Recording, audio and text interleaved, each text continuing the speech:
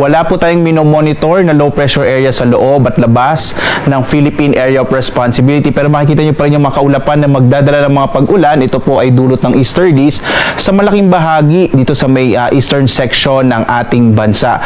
Inaasahan din natin na yung shear line ay muling makakaapekto within the day, particular na sa Cagayan at Isabela, na maaaring magdala na hanggang malalakas sa mga pag-ulan. Muli po, no, mag-ingat pa rin sa mga posibilidad ng mga landslides and flash floods, lalong-lalo na dito sa may area po ng eastern section ng Northern Luzon, yung Cagayan, Isabela, dulot nga po yan ng posibleng epekto ng shear line. Magiging maulan pa rin sa malaking bahagi ng Kabisayaan at sa may silangang bahagi ng Mindanao, na dulot din po yan ng easterlies. Muli po, mag-ingat po sa mga posibilidad ng mga landslides and flash floods sa mga nabanggit po na lugar. Mapapansin naman natin sa iba pang bahagi ng ating bansa, dito sa may Luzon at sa iba pang bahagi ng Mindanao, makararanas naman ng mga isolated o mga pulupulong pag-ulan, pagkilat, pagkulog bandang tanghali hanggang sa hapon. Kaya mainam magdala pa rin po tayo ng pananggalang sa ulan sa araw na ito.